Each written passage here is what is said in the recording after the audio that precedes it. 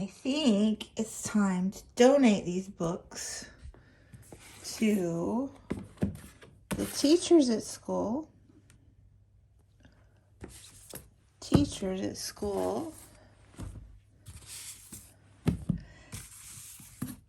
And the school library. This one I have to keep.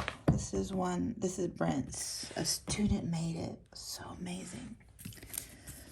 School library. Teacher. There's a lot more for teachers this year. This round. There we go. Okay, can't be late. I really can't complain of the cold when there are glorious flowers blooming. But, you see that wind, right? Okay, it's not that bad. Oh, maybe it is. Oh, there it is. See? They're cold too. So it's 49 Fahrenheit. I don't want to be late for the bus. Oh, look at that wind. 10-mile-an-hour winds. Woo! And only a high of 60. I hear what you're saying, Heidi, but oh! Eggs and fake donut holes for breakfast, aka rice balls. I think we will check out a book from the school library today. Hello, it's Doris with Aldi Books, and I want to do a quick Friday reads right here before I get busy. There's a gorgeous little lavender haze. I better show you. Sunrise. I get distracted, but I guess you can't really see it very well, but it looks pretty from there. You can see a little bit there. Okay, back to the Friday reads. I feel guilty anytime I tell you I'm distracted and I don't show you why. So, excuse me. Let's get to it, shall we? So I finished 2 books thus far in January, and both this week. So my little January zine here, I have gotten in the habit, I think from Britta Bowler maybe, but of starting the year out with a graphic story of some such. And this one is a graphic memoir, Feeding Ghosts by Tessa Hulls. And this one I got off of NPR's Book Concierge. You can go and see their recommended books from 2024, the best of, and you can, they have filters so you can categorize them. So I looked at all their graphic novels. I learned this from Heather, from Too Many Heathers. Anyway, this one is 3 generations of Chinese immigrants to, I can't remember if it's the US or Canada. I think it's the US, I'm not sure. But anyway, the grandmother was a young woman during the Cultural Revolution, and that scarred her emotionally. Obviously, she was a journalist and quite, outgoing. Like she struggled for the truth and moved to Hong Kong, immigrated to Hong Kong. And then the daughter, this is her daughter, ended up moving to the US and starting a life there. Like, she ended up going to a prestigious boarding school in Hong Kong, international school, English language immersion, and got a scholarship to the US, to university, and ended up dropping out and getting married. And yeah, just leading her life. And then her daughter, like, so the grandmother ends up with an extreme mental illness, non-functional, and she ends up going into a home in Hong Kong.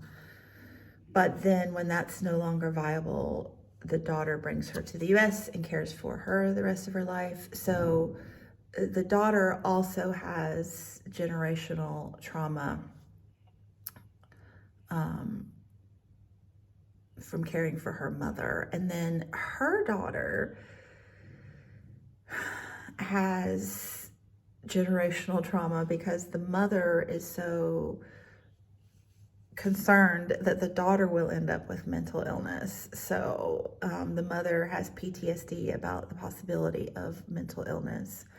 So yeah, I enjoyed it a great deal. It's very interesting, but I was also very frustrated throughout the whole thing because the granddaughter, the author of this story and the illustrator as well, she's analyzing everything, and that I think is her personality.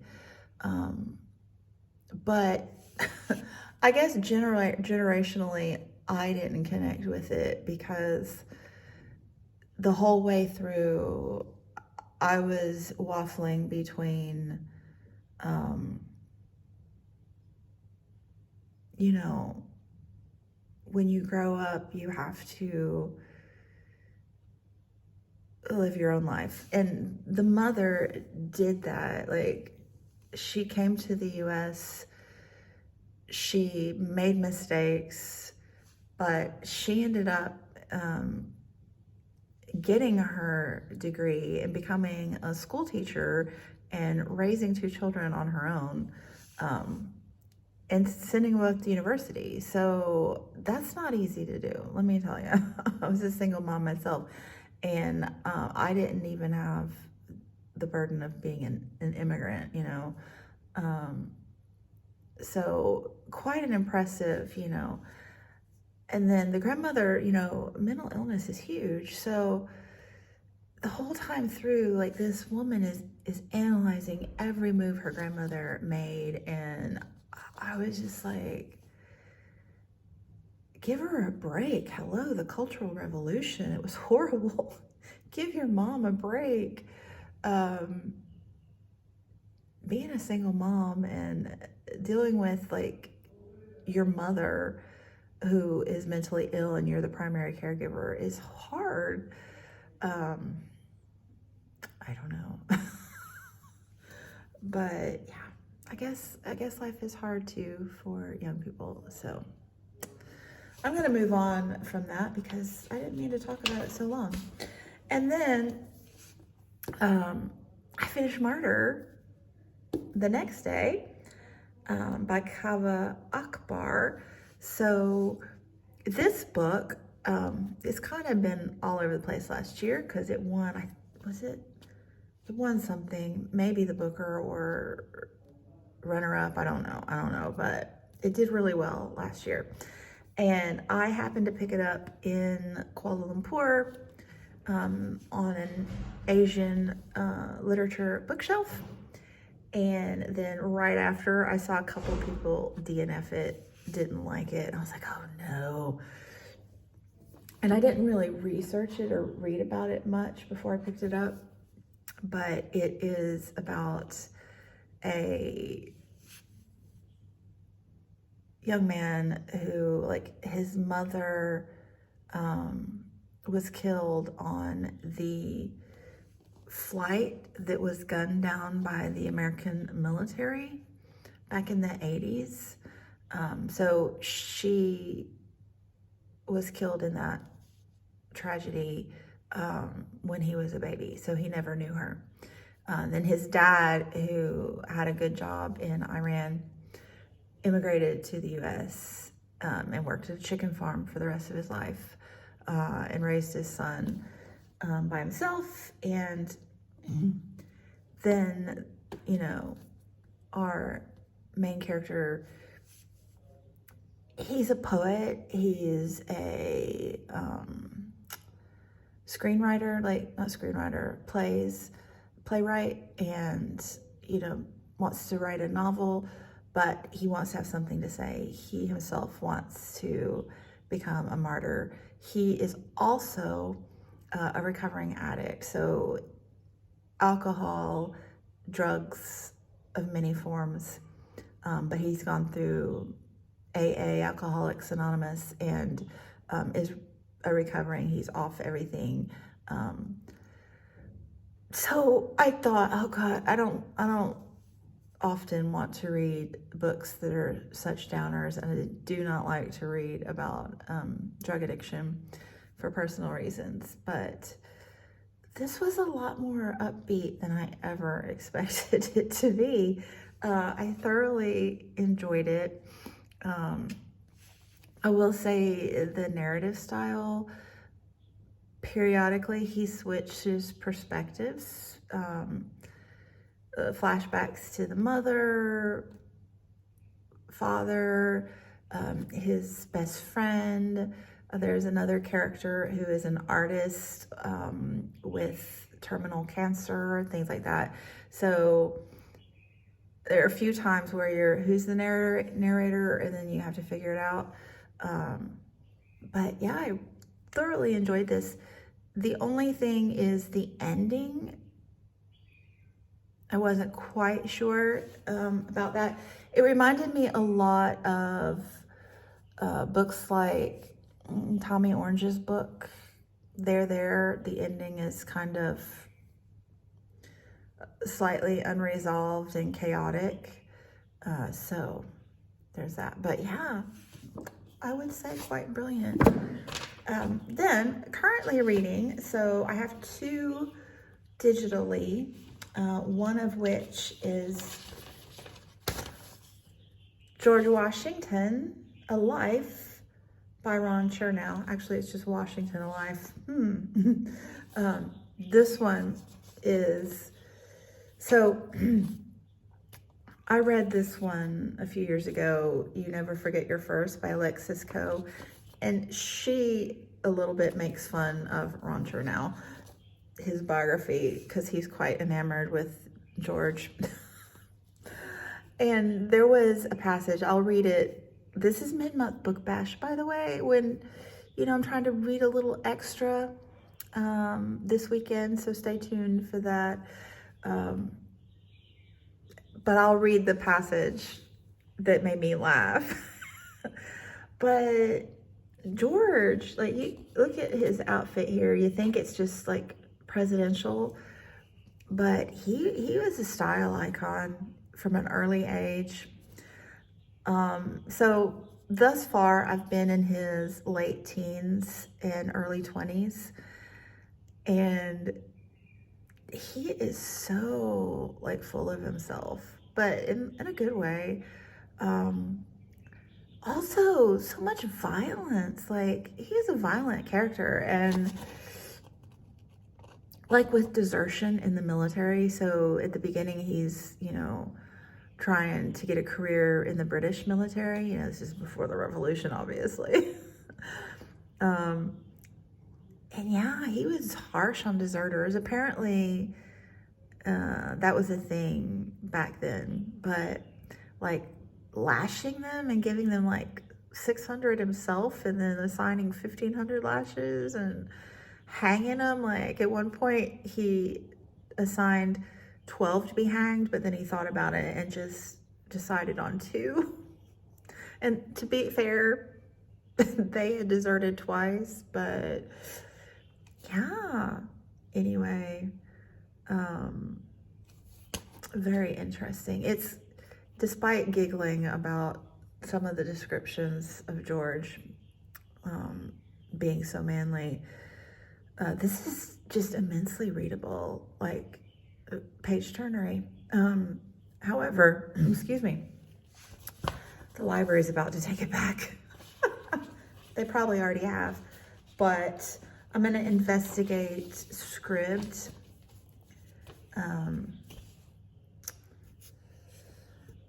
Today, and because they've changed their terms, and I'm like still on the grandfathered into the old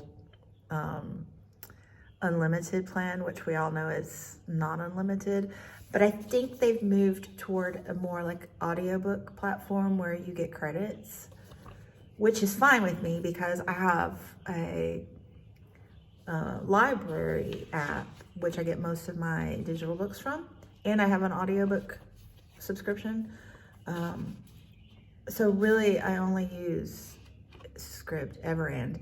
I only use Everend once, maybe twice a month anyway, just for books that are on hold at the library but I need to read right now, or every now and then it'll have a book that my library doesn't have, but I have a great library app. So anyway, and then I also have Assassin's Quest on the go. So I mentioned Robin Hobb is one of my goals this year. I love fantasy, and so many people that read fantasy, like this is one of their favorites, or the favorite. So I don't know why I haven't gotten immersed in it yet. I've read the first one, Assassin's Apprentice, twice, and then I read the second one and still didn't continue on with the series. But I have started the third one, so I remember the first one, I read it twice. And the second one, I just reread a summary. I was like, I'm not gonna read that again. I just need to go for it. So I started this, and I'm listening to it on audiobook, and I'm going gangbusters. I was worried because a lot of reviews say this one drags, and you just got to get through it, and then the rest you'll love. But I'm really loving this one. So I think part of the problem is that a lot of times I'll read reviews, like from Peruse Project. I watch her channel a lot, and I love it. But a lot of times she'll gush about a book, and she really likes political intrigue in her fantasy. And that is something that I have much less interest in. I'm here for the magic systems and the magical creatures. So I think maybe that was part of the problem with the first one and maybe the second one, because it's a lot of political intrigue. But this one is all about the magic. So there are two main magic systems, at least thus far. One is the wit, in which a human can mentally bond with animals, specifically one animal, but can communicate with others, any animal really. And the other is, what do they call that? It's the farseer thing. So where you can mentally connect with another human. So I guess I'm just now realizing that those things are related. They're mind, communications. So you can mentally communicate with people that, like, even across the globe, if you're good enough. And some people that are really skilled can do mind control, like mind influencing at least. So yeah, it's really good. So our main character, Fitz, can do both. Da, da, da. Anyway, I gotta get to work. This video is gonna be really long.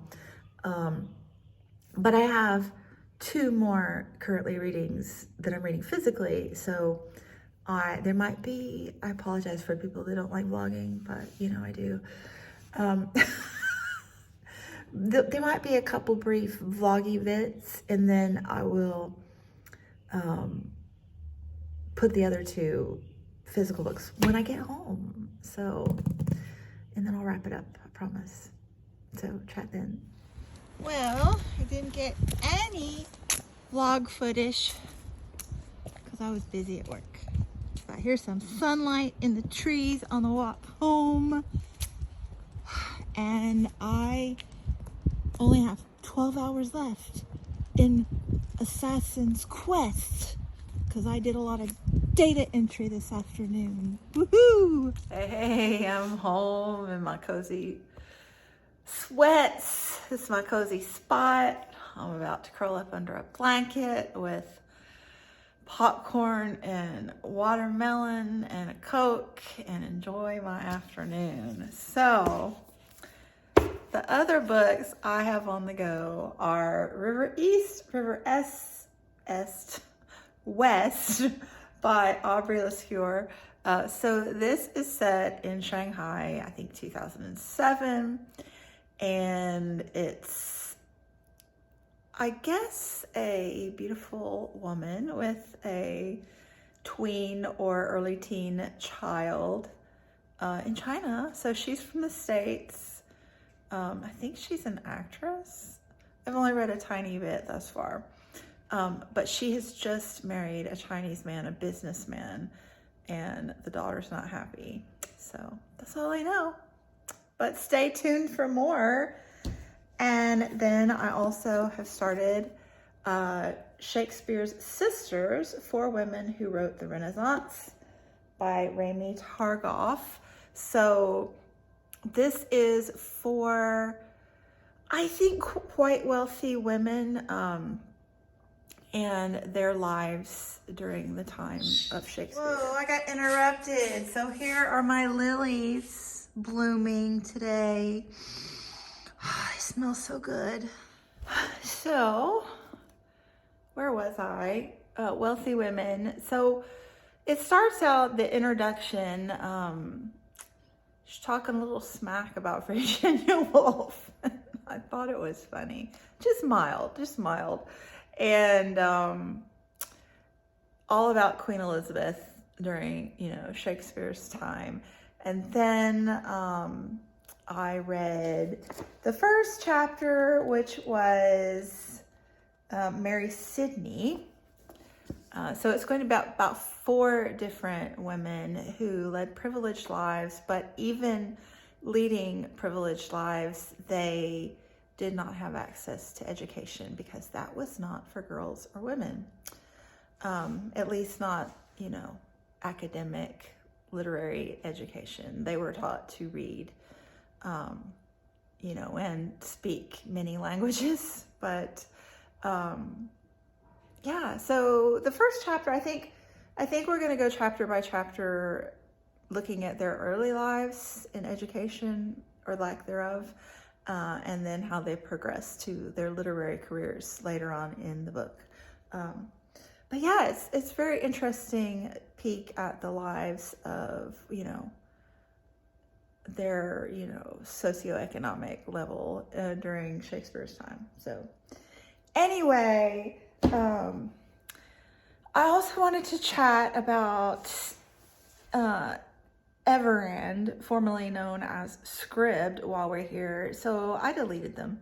They're gone from my life. So, we all know the saga of their, their unlimited books has always been a lie. And I was fine with that. I understand that they're a business and they have to make money or they'll go out of business. So they have this new platform, which is, essentially credits, except the credits don't roll over, which I wasn't keen on that, but I just needed 1 book a month, really. And so I was trying to switch over because you can't get any really of the good books anymore now that they're on this new program.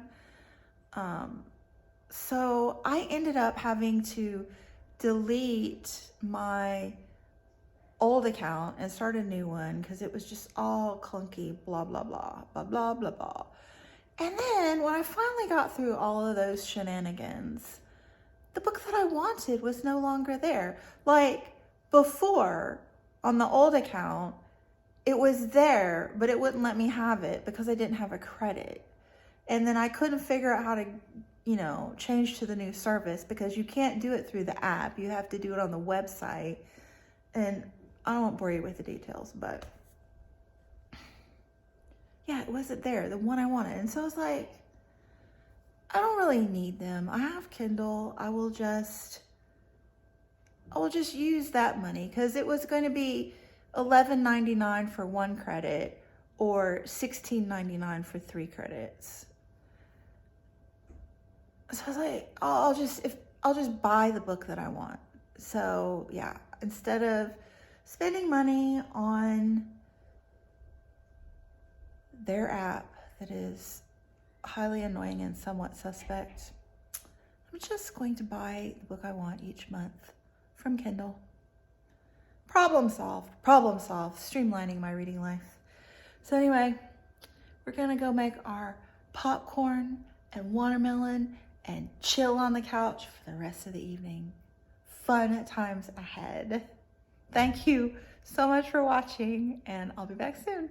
Bye. Happy day, it's a book party.